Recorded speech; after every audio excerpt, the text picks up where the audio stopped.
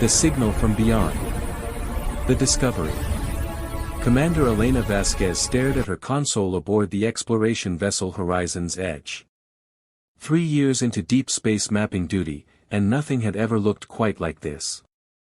The signal pulsed across her screen in patterns too complex to be natural, too deliberate to be cosmic noise.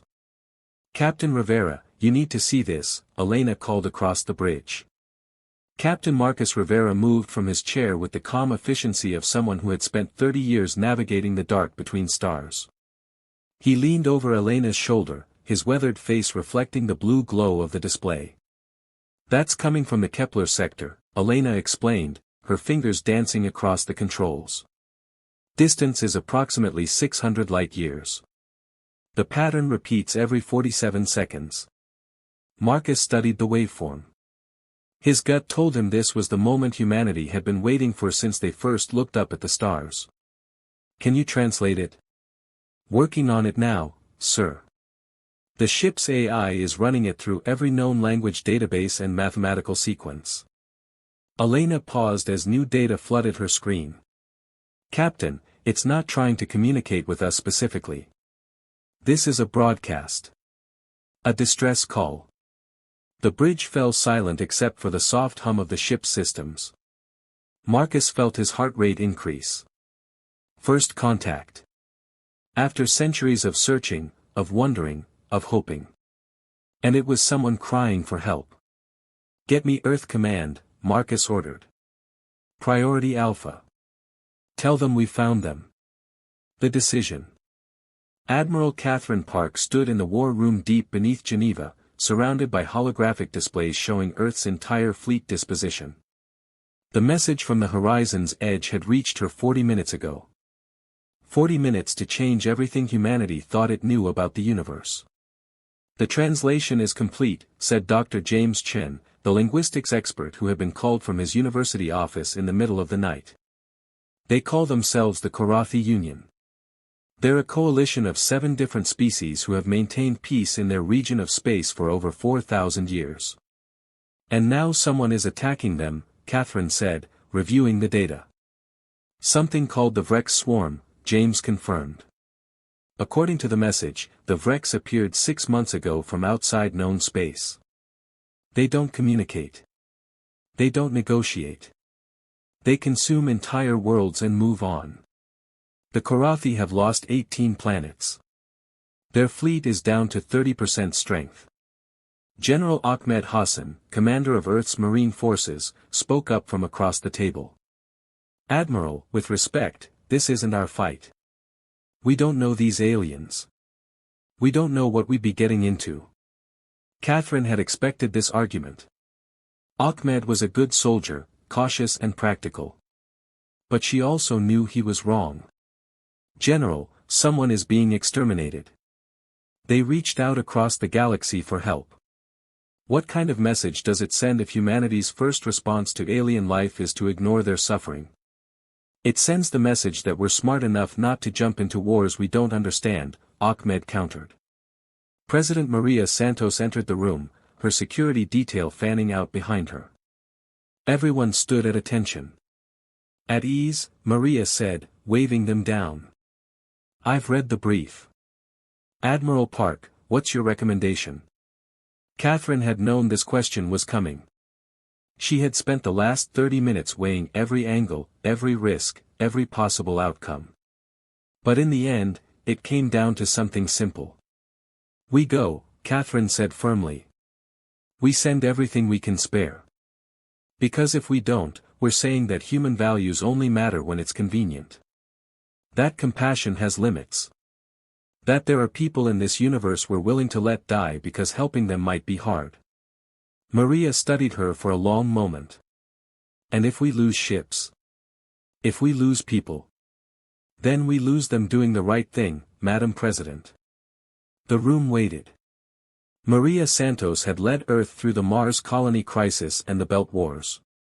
She had made impossible decisions before. This would be another one. "Assemble the fleet," Maria said quietly. "Send 500 ships. I want Admiral Park in command. And I want the whole world to know why we're doing this. She looked around the room. Humanity doesn't hide when people need help. We never have. We're not starting now. The fleet assembles. Lieutenant Sarah Kim watched from the observation deck of the battleship Indomitable as ships gathered in orbit around Mars. She had never seen so many vessels in one place. Destroyers, cruisers, carriers, support ships. 500 warships representing every nation on Earth, every colony in the system. Her best friend, Lieutenant Tom Brooks, stood beside her. Nervous? He asked. Terrified, Sarah admitted. We're going to fight aliens, Tom. Actual aliens. None of our training prepared us for this. Our training prepared us to fight, Tom said. Doesn't matter if the enemy is human or alien. We know how to do our jobs. Sarah wanted to believe that. She was a weapons officer, one of the best in the fleet. She could target and fire the Indomitable's rail guns with pinpoint accuracy. She had trained for years. But training against simulated enemies was different from facing something real, something unknown. Attention all personnel, Admiral Park's voice came over the ship-wide comm. This is Admiral Park. In 1 hour, we jump to hyperspace. Our destination is the Karathi home system of Velros. When we arrive, we may find ourselves immediately engaged in combat. We may find we're too late. We won't know until we get there. Sarah listened intently, as did everyone else on the observation deck. I want you all to understand what we're doing and why, Catherine continued. The Karathi Union didn't ask for this war. They're not warriors. They're explorers, scientists, artists. They built a civilization based on cooperation and peace. And now something is trying to wipe them out. The Admiral's voice grew stronger. Humans know what it's like to face extinction. We've come close ourselves more than once. We know what it means to fight for survival. Today, we're going to show the galaxy what humanity stands for. We're going to show them that we don't abandon people in their darkest hour. Sarah felt something shift inside her. The fear was still there, but it was joined by something else. Purpose. All hands to battle stations, Catherine ordered. Prepare for jump. And remember, someone out there is waiting for us. Someone who thought they were alone. Let's prove them wrong. The jump. Marcus Rivera stood on the bridge of the horizon's edge, now part of the massive fleet. His small exploration vessel looked tiny next to the military warships, but Admiral Park had insisted he come along. He had been the first human to detect the signal. He would be there when they answered it. All ships report ready, Commander Elena Vasquez announced from her station. Fleet synchronized for hyperspace transition, added the navigation officer. Marcus watched the countdown on the main display. 30 seconds. 20. 10. The stars outside the viewports began to shift and blur. Space itself seemed to twist. Then, in a flash of impossible light, 500 human ships vanished from the solar system. The journey through hyperspace was disorienting even for experienced crews. Reality bent around them. Normal physics no longer applied. Time moved strangely. It would take 16 hours to cross 600 light-years. Marcus used the time to review everything they knew about the Karathi and the Vrex. The Karathi were primarily aquatic, though they had adapted to live on land and in space. Their culture valued knowledge and preservation. They had spent thousands of years cataloging and protecting life across their region of space. The Vrex, by contrast, were barely understood. They were described as insectoid, operating in vast swarms. Their ships were biological constructs, grown rather than built. They had no interest in resources or territory. They simply consumed everything in their path and moved on. Like locusts, Marcus muttered to himself. Sir. Elena looked up from her console.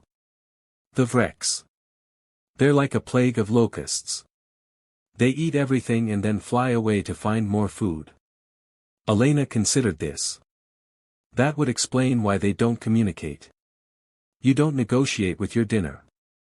Which means we can't negotiate with them either, Marcus said grimly. This is going to be a fight to the finish.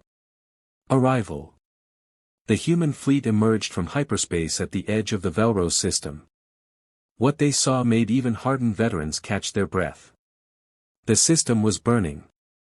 Dozens of planets orbited a bright yellow star similar to Earth's sun. At least half of them showed signs of devastation. Massive Rex bioships hung in orbit, stripping away atmospheres and consuming everything beneath. Contact, the sensor officer aboard the Indomitable shouted. Multiple Karathi signatures.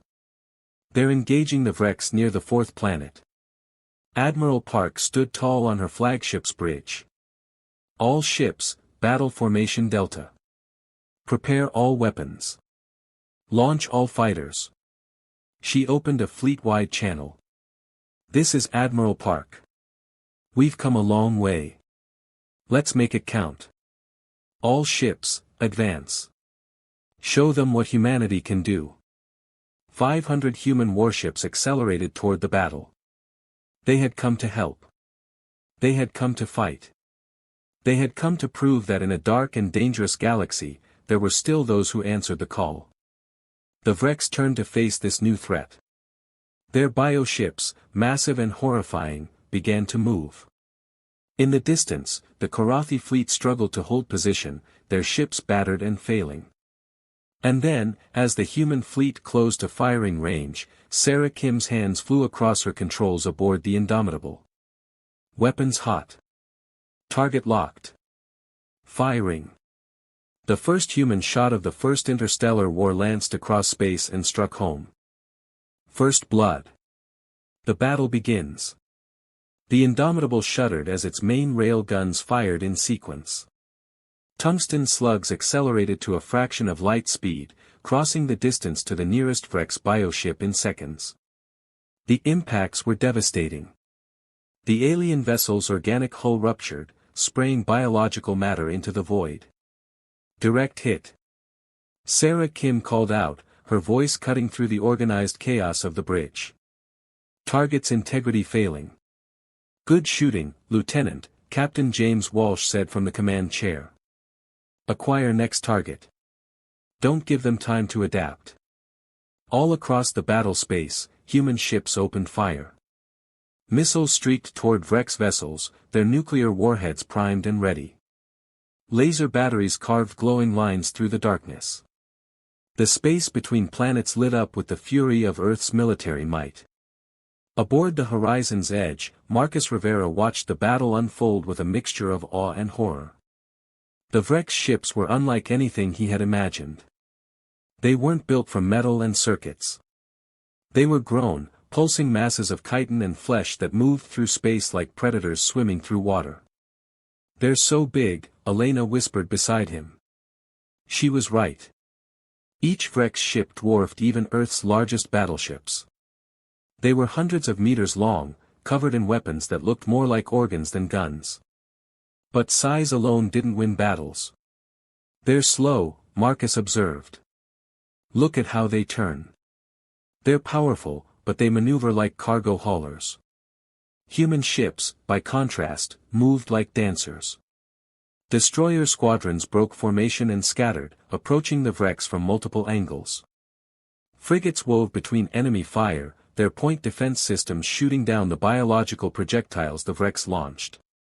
The larger cruisers and battleships stood their ground, trading devastating blows with the alien vessels.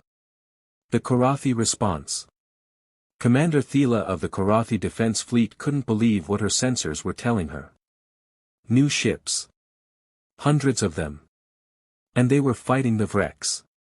Who are they? Her tactical officer asked, his voice filled with desperate hope.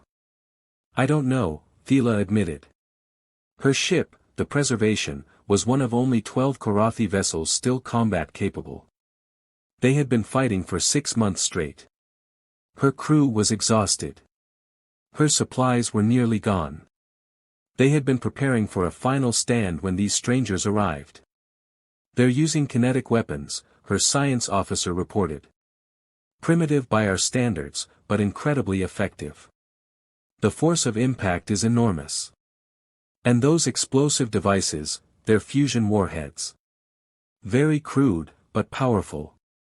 Thela watched as a human ship no larger than a Karathi scout craft destroyed a Vrex vessel that had taken her fleet 3 ships to disable. These newcomers fought with a savagery she had never witnessed. They didn't try to disable or negotiate. They simply destroyed. "Open a communication channel," Thela ordered. "All frequencies.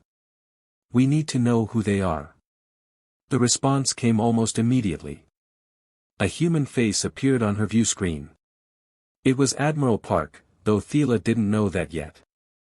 "This is Admiral Catherine Park of the United Earth Fleet," the human said in Karathi, the ship's translator working perfectly. "We received your distress call. We're here to help." Thela felt something she hadn't felt in months. Relief. "This is Commander Thela of the Karathi Union. We thank you for coming. We didn't think anyone would respond." "You called for help," Catherine said simply. "We came. Now, what do you need us to do?" The tide turns. The battle raged for 3 hours. The Vrex, despite their initial surprise, fought back with terrible efficiency. Their biological weapons spewed acidic compounds that could eat through starship hulls. Their ships could regenerate damage, regrowing wounded sections in minutes. But humans had faced regenerating enemies before. They had developed tactics for fighting things that wouldn't stay dead. The solution was simple: overwhelming force. "Focus fire," Admiral Park ordered. 3 ships per target. Don't give them time to heal. Kill them fast and move on. The fleet responded with practiced precision.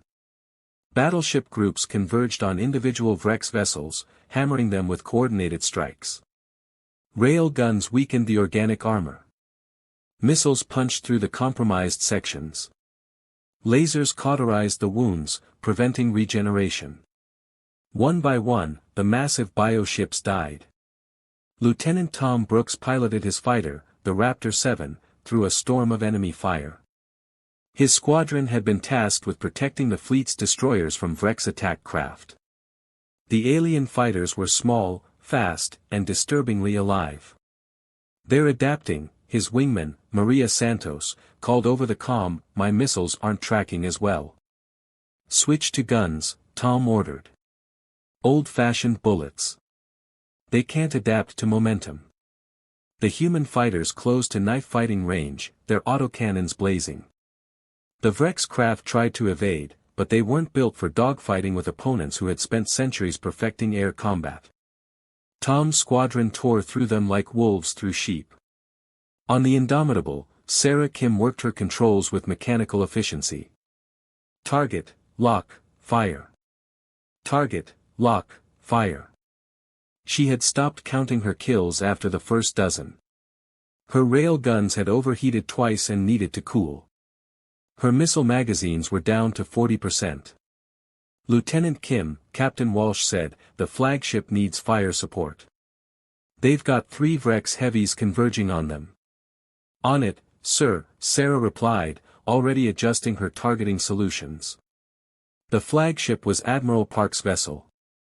If it fell, the fleet would lose coordination. She fired everything she had. Both rail guns cycled at maximum rate. Her remaining missiles launched in a single salvo.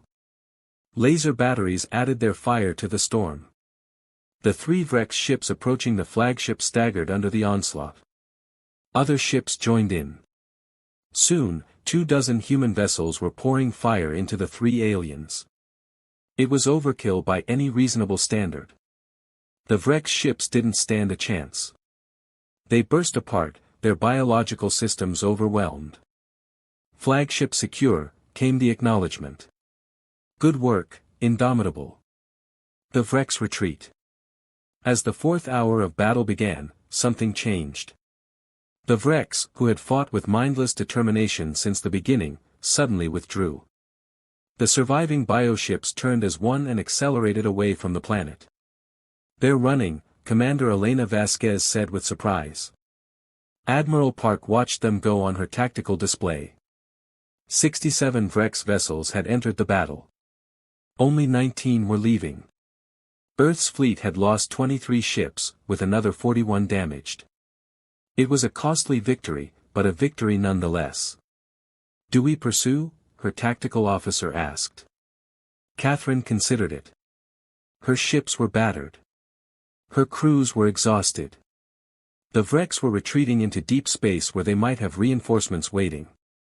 But letting them escape meant they would attack again elsewhere. Before she could decide, Commander Thiela's voice came over the comm. "Admiral Park, please. Let them go. Your people have done enough. We need to tend to our wounded and assess the damage." Catherine nodded slowly. "All ships, stand down from pursuit. Begin search and rescue operations. Medical teams, prepare to receive casualties." The human fleet slowed, letting the Vrex disappear into the dark. Marcus Rivera watched them vanish on his screens and wondered if they would be back. Something told him this was just the beginning. Aftermath. The preservation approached the human flagship slowly, carefully. Commander Thiela had requested a face-to-face meeting with Admiral Park. Catherine had agreed immediately. When Thiela stepped aboard the human ship, she was struck by how different it was from Korathi vessels. Everything was angular, efficient, designed for function over form. The crew moved with military precision. These were warriors, she realized. Not scientists playing at war like her people. Real warriors. Admiral Park met her in the conference room. The human was tall, with silver hair and eyes that had seen too much combat. They studied each other for a long moment. "Thank you," Thiela said finally, her translator rendering the words in English. "You saved our world. You saved my people. We can never repay this debt." "You don't owe us anything," Catherine replied. "We did what anyone should do when someone calls for help." "Not anyone," Thiela said softly. "We sent distress signals to 14 other species. None of them came. Some didn't respond at all. Others said they couldn't spare the ships. Only you answered. And you're the species we had never even heard of before today." Catherine smiled sadly. Humanity learned a long time ago what it means to stand alone. We've faced extinction ourselves. We know what desperation feels like.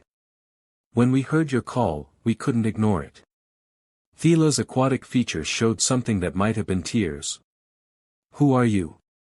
Where do you come from?" And so Catherine told her. She told her about Earth, about humanity's long and bloody history.